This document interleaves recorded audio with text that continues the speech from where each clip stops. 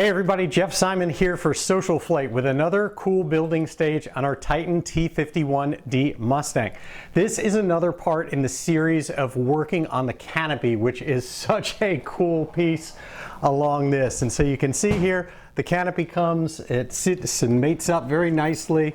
The mechanism isn't in place to crank it shut yet, but everything else is here and kind of positioned in place, including that bow that we did last time. So now it's time to figure out how we're going to actually seal this, and it's kind of interesting. So I'm going to zoom you in a little bit. If you take a look at the design of how everything works inside the canopy, I'll add a little more light to it. You remember that you've got an underlying structure, a bow here, that has hat sections over it. Those hat sections go over it, and then as you go out, you get to the edge of the skin where the canopy is actually going to mate there. And so we also have those rails running down this way. So we want to do a couple things. What we want to do is, I back out the camera here a little bit more. What we actually want to do here is, one, we want to finish this off. You know, these all had to be sliced in order to get it to make those turns. So we want to cover that and make it look nice. In addition, we want to make a mating sealing surface that will actually serve as that surface as the canopy closes. Now, you may recall on the front edge of the canopy, here's an extra canopy piece for my practice, we've got a thin flat surface that is coming up against that sharp edge there here as a sealing surface. We've got a little bit of a flat, and then we've got another flat in this hat section that's much further in, say ½ inch or so, somewhere around that range. So how do we span this distance? How do we close all this off? Well, we're going to do a couple things. I'm going to combine two different types of edging material in order to do this. And Titan sends you some of the different types to work from, and you also can experiment and do different things yourself. So the first piece is this. It's a nice kind of like sort of almost hard plastic U that has a kind of built-in, they basically look like staples on the inside that you can mold and make tight. But this is about ½ inch by ½ inch by ½ inch. Now it's a little longer than that when it comes from Titan, but I've already cut this down on a bandsaw so that instead of it being very long, it now just grips exactly around the hat section that we have there. Now that in itself would do a very good job at finishing off those pieces. In fact, I can stick a piece up here or do it the other way so you can see it better. And you can kind of get a look for, this is how nicely that would actually look inside. Again, I'll go in so you can see it. You can actually see that would kind of close that out nicely in there and look good. And if I do it over here and then maybe cut gaps, that'll also sit very nicely in there. But that in itself doesn't actually do anything for us being able to have an actual sealing surface there. So in order to have a sealing surface, we go to something that has a bulb on it. And so in this case, I'm taking this material here, which has a clip down at this lower end, and then has a bulb seal right here. You can see that there. So it's got this bulb seal, and that's attached to something it can clip onto. The question is what to clip onto. I don't want to mess with the rivets that we've got in here. I don't want to make any more structure, but I've discovered something interesting. If I take this type of a seal, this one that has essentially the edging on the side, and I should clarify, you can get, even from Titan, seal that is on the side of the clip being here and that's on the side, or seal that's on the top. If it was on the top, you could kind of put it over the edge and then the bulb seal would be past it. So you could do that. But what I've discovered is that if I clip the two together in this kind of interesting look, I bind them together like that. So what I've done is I've gone and clipped, just to show you again, I'm clipping this like that over the edge of this. What I wind up with in the end is a cover for the hat section followed by a seal. And that just so happens to work quite nicely for the distance that we need to cover. And so what I've done is I made a mock-up piece of it. And this is a side kind of cross-section mock-up piece of that. You can see that, and all I've done is clip that over. So I've gone and tested it by putting the piece here. Now I'm going to zoom in so you can see that piece in place, that test piece. And if you take a look at that test piece there, you can see it's pretty good.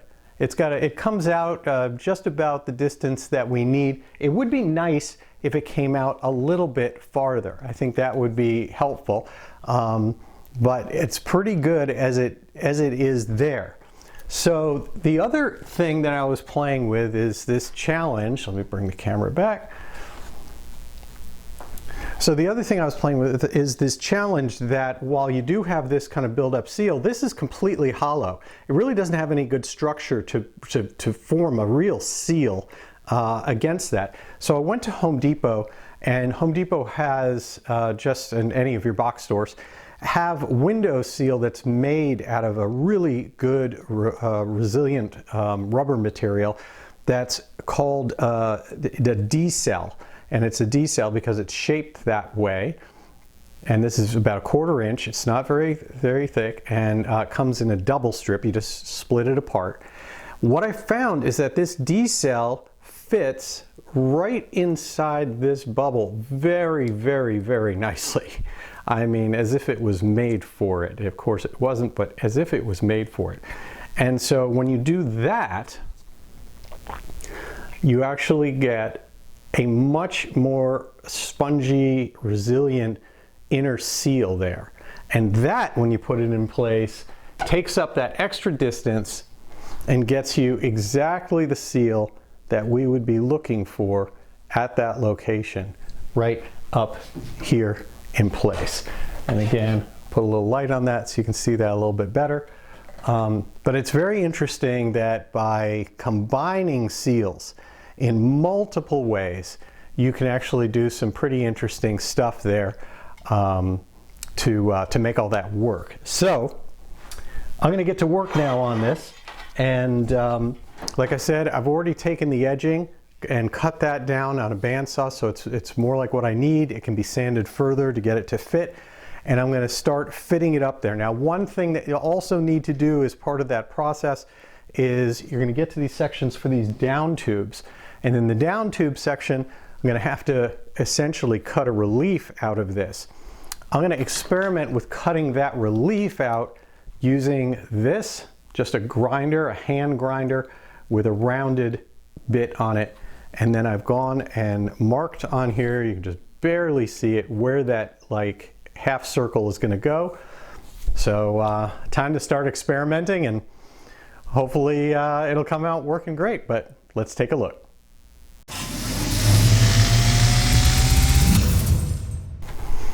Okay, what I've learned, which is really interesting, is because this is essentially made up of enclosed little staples, is the way that they basically are, that are in there, that when you want to cut out a relief of it, actually you can cut a little bit, but realistically you can peel it back and then get to that leg of the staple, wiggle it back and forth until it snaps off, and now you've got that relief.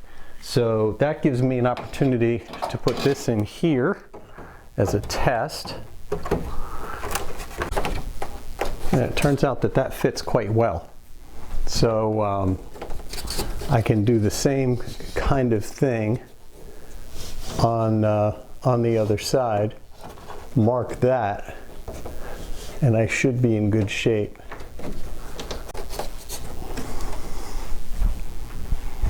Okay, so that is a pretty good starting point. Okay, I'm going to do a little more fitting and we'll be back. Okay, so now I've finalized the cover area, although it hasn't been glued down, straightened out, etc. But I've got the reliefs cut. We can see that it's going to fit, and now I can go and attach the bulb seal and see how that goes.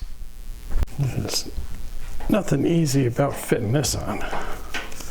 I'm sure whoever was designing either one of these never thought they were going to go together.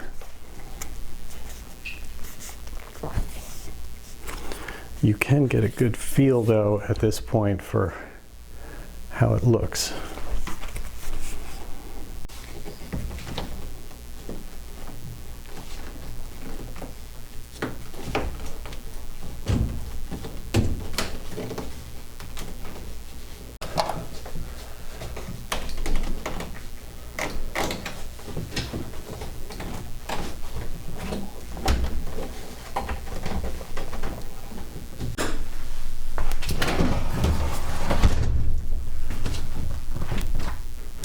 Oh, that is beautiful.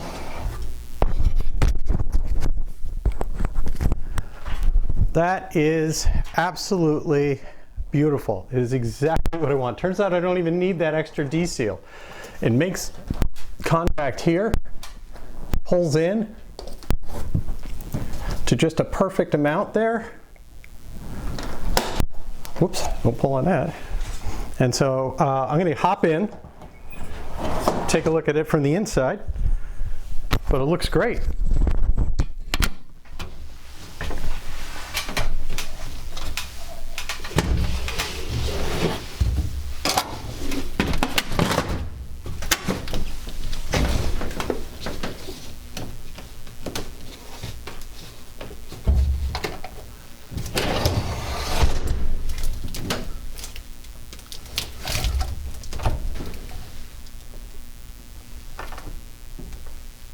Wow, that is a perfect seal.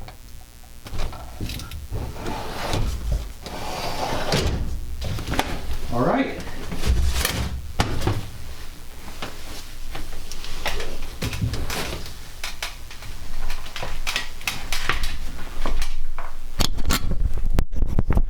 Well, that's what we have. I will give you a close-up look right now to the finished product.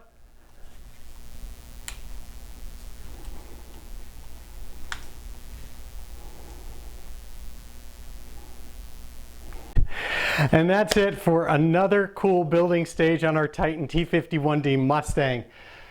This is so much fun. I can't wait to get the mechanism in place now, finish out things. We've got the skirt to build, the mechanism, and then, you know, we already have these side skins done, so we're really running out of stuff to do before this comes out of the house. Until next time, I'm Jeff Simon for SocialFlight. Be sure to check out SocialFlight.com and the free SocialFlight mobile apps for Apple and Android devices. We have tens of thousands of aviation events and destinations. So many cool things. We've got our FAA credit section where you can get wings credits for taking those courses. If you're a mechanic, you can take courses that will either give you aviation maintenance technician credits towards that award program, or if you're an IA with an inspection authorization, then you can take your 8 hours of recurrent education through SocialFlight on your time, completely free. Get legal certificates that you can use for your renewal. It's just all there within SocialFlight.com. Our Fly to Win Challenge, we're giving away prizes, and every Tuesday night, be sure to go to SocialFlightLive.com.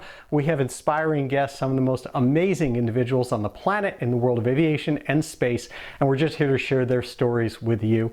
Until next time, I'm Jeff Simon. I wish you all blue skies.